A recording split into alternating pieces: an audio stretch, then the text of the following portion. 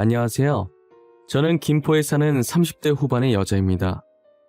저는 현재 말을 잘 못하시는 시어머니를 보살피며 하루하루를 살아가고 있습니다.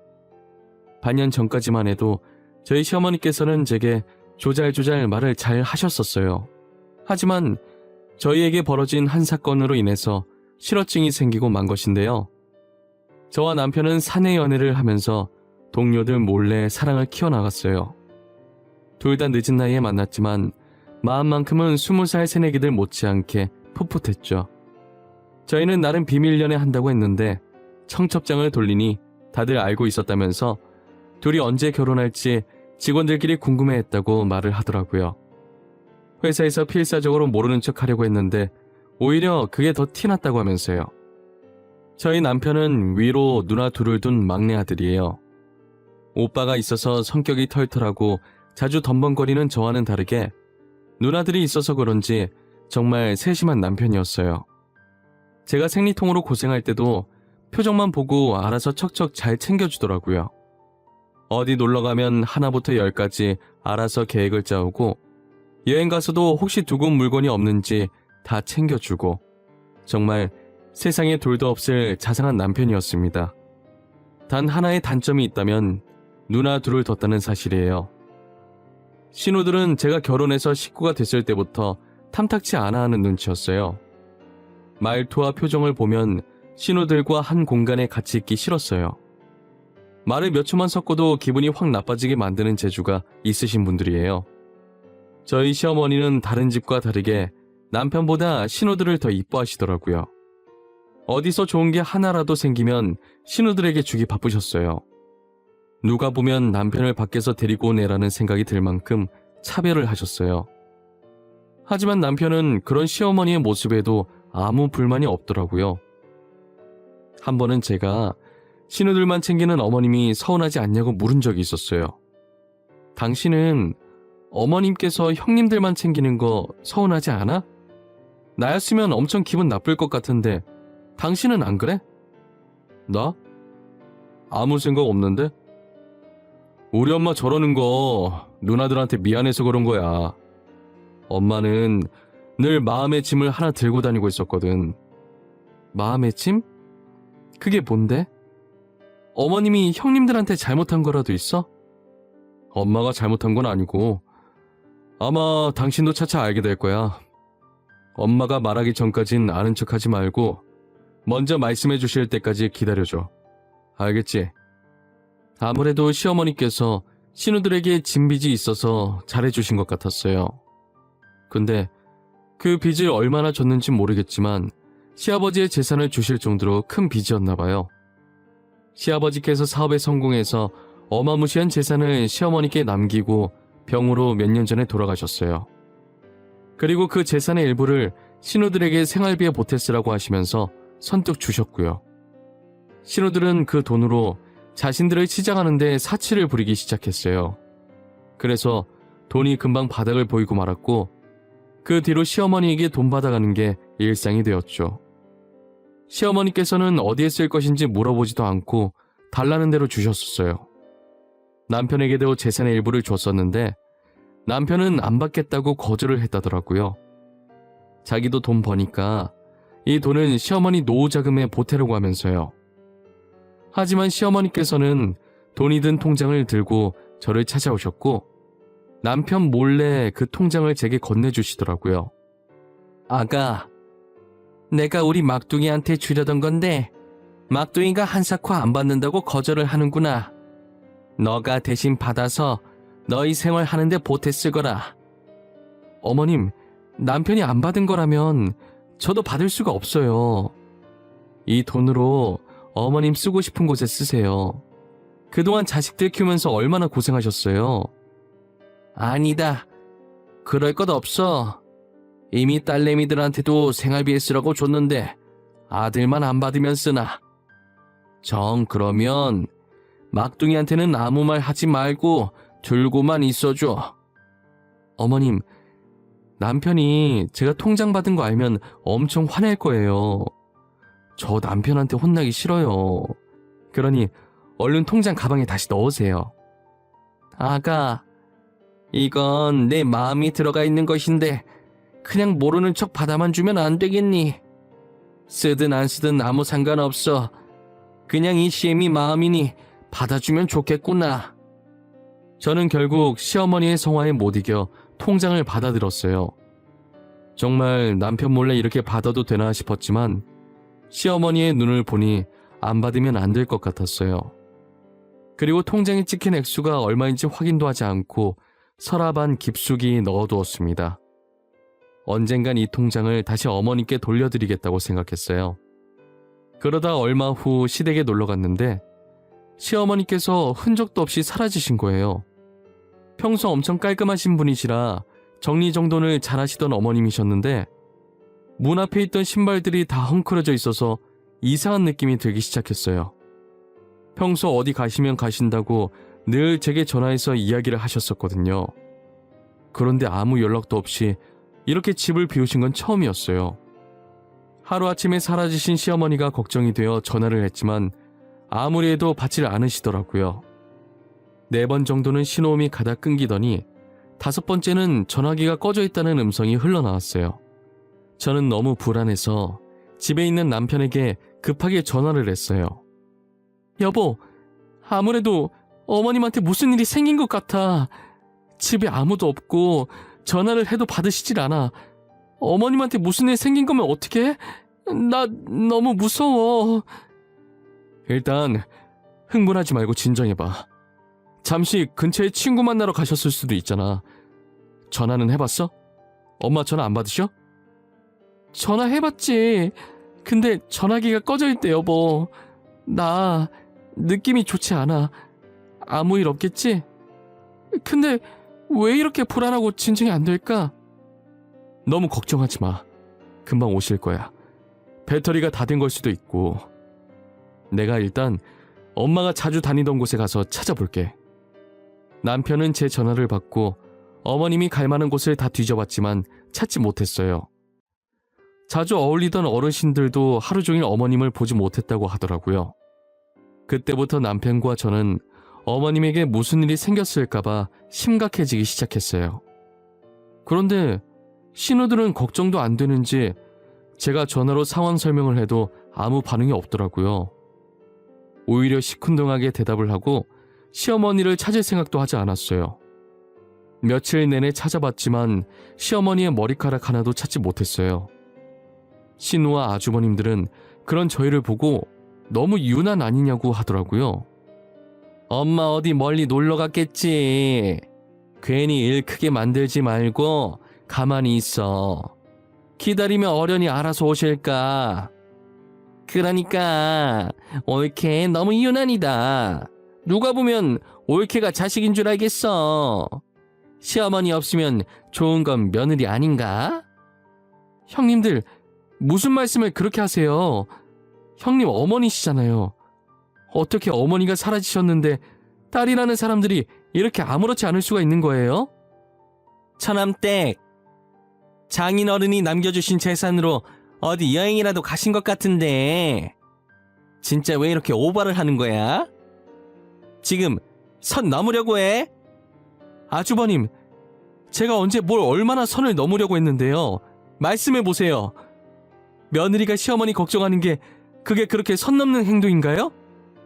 누나들도 너무하고 매형들도 너무하네요. 엄마가 사라졌는데 걱정이 안 되세요? 걱정하는 척이라도 한번 해보세요. 무슨 근거로 여행 갔다고 확신하시는 건데요? 내 말이 그 말이야. 어떻게 그리도 확신하세요? 도대체 어머니께서 그 나이에 혼자서 어디를 가시겠어요? 저 실종 신고를 해서라도 어머님 찾을 거예요. 남편과 저는 표정 하나 안 변하는 신우와 아주버님들에게 한마디씩 하고 시댁을 나왔어요. 그 길로 곧장 경찰서로 달려가서 실종 신고를 했습니다. 저희는 그렇게 3년이 지나도 시어머니의 소식을 들을 수 없었어요. 도대체 어디서 뭘 하시는 건지 저희 앞에 나타날 생각을 하지 않으셨죠. 그러다 누군가 우리 집 문을 다급하게 부서질 정도로 세게 두드리더라고요. 도대체 이른 아침부터 누가 저렇게 매너 없이 문을 두드리냐고 한소리 할 생각으로 문을 확 제쳤는데 시어머니가 바로 앞에 서 있더라고요. 저는 잠이 덜 깨서 잘못 본 건 줄 알고 눈을 비비고 다시 봤는데 저희 시어머니가 맞았어요. 새하얀 병원복을 입은 채로 맨발에 땀을 뻘뻘 흘리면서 서 계시더라고요. 어머님, 진짜 저희 어머님 맞으세요? 저 지금 잘못 본 거 아니죠? 도대체 어디서 뭘 하다가 이제 나타나신 거예요? 저희가 얼마나 걱정했는 줄 알아요? 아가, 나 좀 살려다오. 나 다시 돌아가고 싶지 않아. 그러니 나 좀 제발 살려다오. 지금 네 신호들 제정신이 아니야. 제발 나 좀 살려줘. 어머니, 왜 그러세요? 진정하고 천천히 다시 말씀해보세요. 살려달라니요? 형님들이 뭘 어쨌는데요? 네가 제발 신호들 좀 말려봐라. 어? 나 정신병원에 다시 가기 싫어. 너무 무서워. 다들 진짜 제정신이 아니야. 아무도 모르는 곳으로 나 좀 숨겨줘. 어? 정신병원이요? 그게 무슨 말이에요, 어머님? 일단 제가 저희 친정에 데려다 드릴게요. 형님들 저희 친정 모르니까 거기는 안전할 거예요. 걱정 마세요. 저는 흥분해서 횡설수설하시는 시어머니를 모시고 저희 친정집으로 데리고 갔어요. 갑자기 찾아온 것도 모자라 병원복 차림인 사돈을 보고 엄마는 많이 놀라신 눈치였지만 제가 나중에 다 설명하겠다고 하고 잠시만 머물 수 있게 해달라고 부탁했어요. 신우들에게는 시어머니에 대해 따로 알리진 않았어요. 하지만 병원에서 신우들에게 연락을 한 것인지 신우들이 저희 집으로 들이닥친 거예요. 오자마자 정신 나간 사람 마냥 미친 듯이 저희 집을 뒤지기 시작하더라고요. 엄마 왔지? 어디 갔어? 엄마 어디로 빼돌렸냐고! 여기로 온 거 아니까 당장 나오라고 해. 3년 전에 사라진 시어머니를 갑자기 여기서 왜 찾아요? 여기로 온 거 알고 있다고요? 혹시 시어머니 만나셨어요? 어디서요? 그건 몰라도 돼. 진짜 여기 안 왔어? 분명히 여기 말곤 갈 곳 없는데 그 할망구 도대체 어디로 사라진 거야? 어디서 시어머니 비슷한 사람을 보고 따라 들어온 건진 모르겠는데 저희 집에 지금 저랑 남편밖에 없어요. 그래도 계속 여기서 이러고 있으실 건가요?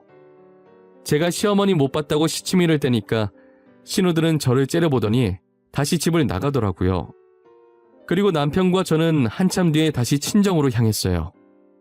사돈이 아까까진 겁에 질린 것처럼 물도 못 먹고 온몸을 떨더니 이제야 정신을 조금 차리신 것 같아.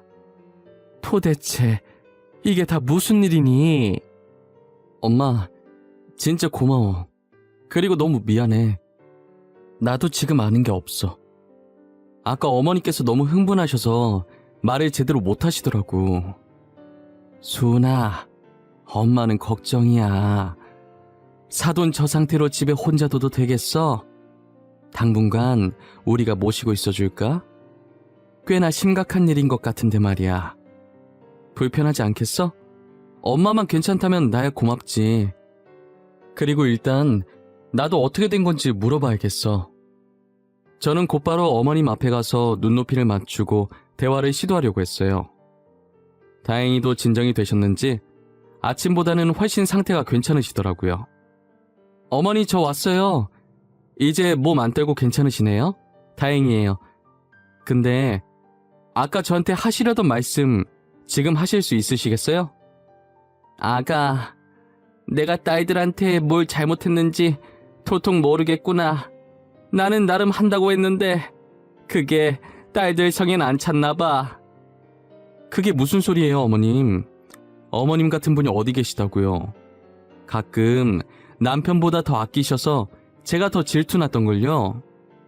딸이랑 사위들이 작당을 하고 나를 정신병원에 넣었단다.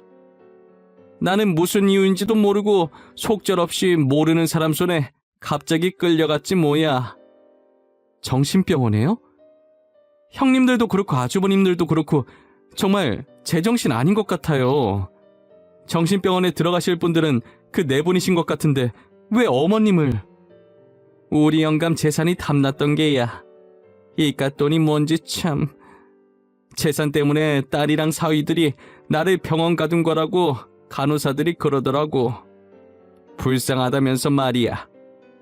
어머, 사돈, 그게 정말이에요? 어떻게 자식이라는 사람들이 효도는 못할 망정 어떻게 이렇게 무서운 짓을 벌일 수가 있단 말이에요. 사실 딸아이들은 제 친자식이 아니에요. 우리 영감 본처가 병으로 죽고 저랑 재혼한 거예요. 친자식은 아니라도 누구보다 친자식처럼 키웠는데, 친자식인 아들보다 더 애지중지 키웠는데, 알고 보니 신우들이 시어머니의 친자식이 아니었더라고요. 혹시나 새엄마라 친아들과 남편과 전처딸인 자신들을 차별한다고 생각할까봐 오히려 남편보다 신우들을 더 친자식처럼 챙겨주셨다고 하더라고요. 그런데 그런 딸들이 시아버지가 남긴 유산 때문에 자신을 정신병원에 보내버릴 줄은 몰랐던 거죠. 신우들과 아주버님들은 재산을 가지려고 작당해서 시어머니를 정신병원에 보냈어요. 간호사들이 떠드는 소리에 자신이 여기에 온 이유를 알게 되었고, 그래서 호시탐탐 탈출할 기회를 노리고 있었다고 하시더라고요. 매번 간호사가 링게를 갈러 오는데 그때마다 문을 닫고 들어왔다고 해요. 그런데 이번에 새로 들어온 간호사가 실수로 문을 안 닫아서 주사기에 약을 넣고 있는 사이 도망치셨다고 하더라고요. 나이가 있어서 뛰기 힘들었을 텐데 어떻게 나온 거냐고 했더니 그땐 탈출하고 싶다는 생각밖에 없어서 급하니까 자신도 모르게 초인적인 힘이 났다고 하더라고요. 그런데 나오고 나니까 신우들이 시댁에 가서 지키고 있을까봐 무서워서 급하게 저희 집으로 맨발로 뛰어온 거라고 하셨어요. 시어머니께서는 도대체 신우들이 어쩌다 저렇게 됐을까 한탄을 하시기 시작했어요. 저는 신우들과 시어머니의 관계를 알게 되었고, 신우들은 시어머니께서 유일하게 친자식인 남편에게 재산을 다 줄까봐 저렇게 일을 꾸민 것 같았어요. 남편은 그 사실을 알고 어떻게 사람이 그럴 수 있냐며 화를 내기 시작했습니다. 아니, 어떻게 사람 목숨보다 돈이 더 중요할 수가 있어요? 저런 누나들과 같은 피가 흐르고 있다는 게 정말 너무 끔찍해요. 계모는 계모인가 봐. 절대 계모는 친엄마가 될 수 없는 것 같구나. 나는 내가 노력하면 친엄마가 될 수 있을 거라고 생각했거든? 근데 그건 내 착각이었어. 엄마, 누나들이 이제 무슨 일을 벌일지 몰라. 병원에서도 탈출했으니 더한 걸 준비할 수도 있어. 그러니까 그 전에 아버지 재산 모두 기부하자. 남긴 거 싹 없애고 편하게 살자, 어? 그래, 그러자꾸나. 나도 이제 편하게 살고 싶구나. 나도 이만큼 노력했으면 많이 한 것 같다. 이젠 너 하나만 보고 살고 싶구나. 저희는 시어머니를 집으로 모시고 왔고, 신우들도 저희 집으로 불렀어요. 그리고 남편이 시아버지의 재산에 대해 운을 떼기 시작했어요. 우리 아버지 재산 사회에 기부하기로 했어. 그러니까 앞으로 엄마한테 아무 짓도 하지 마. 더 이상 이 돈으로 인해 피해받는 사람이 없었으면 좋겠어. 뭐? 너 지금 뭐라 그랬어? 기부? 누구 마음대로 기부를 해? 우리 아버지 돈을 왜 네 멋대로 기부를 한다고 난리야? 야, 왜 네 마음대로 결정하는데? 우리도 아버지 자식이야. 절대 기부 못해. 당장 우리 아버지 돈 내놔. 내놓으라고! 한두 살 먹은 어린애도 아니고 때 좀 그만 써. 이러는 것도 진짜 지겹다. 도대체 엄마가 무슨 잘못을 해서 이렇게까지 하는 건데? 아, 난 모르겠고 빨리 아버지 돈이나 내놔. 이 집 엎어버리기 전에 내놓으라고. 나 그 돈 없으면 이혼할 수도 있어. 그러니까 얼른 내놔. 우리도 돈 없어. 이미 변호사 만나서 기부하는 걸로 얘기 다 끝났거든. 그러니까 엄한 우리 엄마 그만 잡아. 알겠어? 남편의 말에 신우들이 만만한 시어머니께 돈 내놓으라고 달려들기 시작하더라고요. 시어머니께서는 난리치는 꼴을 보다가 충격을 받고 쓰러지셨어요. 병원에 나온 지 얼마 되지 않아서 그토록 가기 싫어했던 병원에 다시 들어가게 되었죠. 시어머니는 그간 정신병원에 있으시면서 건강이 예전보다 많이 안 좋아지셨어요. 거기에 충격으로 실어증까지 오셨고 병원 신세를 피할 수 없게 되었죠. 신우들은 시어머니께서 입원을 하시는 동안 병문안을 한 번도 안 오더라고요. 시어머니의 병간호는 제가 하게 되었어요. 시어머니께서는 늘 제게 미안함과 고마움이 담긴 눈빛으로 저를 바라보셨어요. 말을 못하시지만 저한테 진심은 잘 전해지더라고요. 저는 비록 대답은 못하시지만 그래도 심심하지 않게 시어머니께 조잘조잘 말을 걸었어요.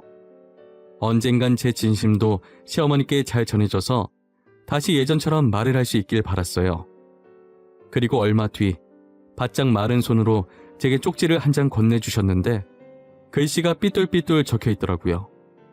저번에 제게 줬던 통장에 들어있는 액수를 한번 확인해 보라고 하셨어요.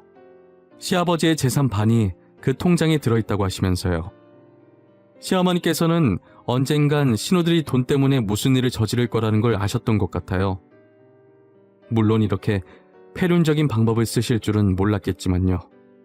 그래서 예전부터 미리 돈을 빼돌려 통장에 넣은 뒤 저희에게 주시고 이 사건으로 신우들 앞에서는 재산을 전부 기부하는 척 하신 거예요. 신우들은 현재 줄줄이 이혼을 당하고 있는 것 같았어요.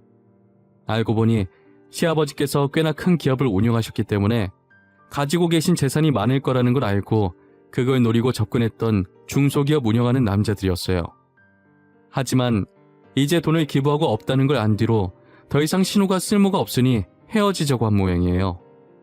신우들이 돈돈 거리는 데엔 다 이유가 있었구나 싶으면서도 아무리 돈이 급해도 그렇지 자신을 키워준 엄마를 이렇게까지 해야 했나 싶었어요. 저는 시어머니를 모시기로 마음먹었고 신우들은 어머님께 그런 짓을 해놓고 이혼당하니 뻔뻔하게 시댁에 가 있다는 소식에 화가 나서 시댁을 팔아버렸어요. 그리고 저희한테 찾아와서 또 난동 부릴까봐 저희 집도 팔고 공기 좋은 곳에 어머님과 함께 살 집을 구해 이사를 갔어요. 현재 신우들이 어떻게 살고 있는지 소식을 들을 수 없었어요. 저희 가족은 이사와 동시에 신우들과 연을 모두 끊어버렸거든요. 어머니도 더 이상 신우들이 보고 싶지 않으시다고 했고요. 둘이서 똘똘 뭉쳐서 잘 살고 있겠죠. 그리고 최근에 저희에게 정말 기쁜 소식이 하나 있어요. 시어머니께서 다시 말을 조금씩 하시기 시작했어요. 아직은 간단한 말만 하시지만 그래도 다행이에요. 앞으로 제가 옆에 있으면서 딸 노릇도 해보려고 해요. 성격이 너무 털털해서 애교를 잘 부릴 수 있을지 모르겠지만 노력해보려고요. 긴 이야기 들어주셔서 감사해요. 늘 건강하시고 하시는 일 모두 이루시길 바랄게요.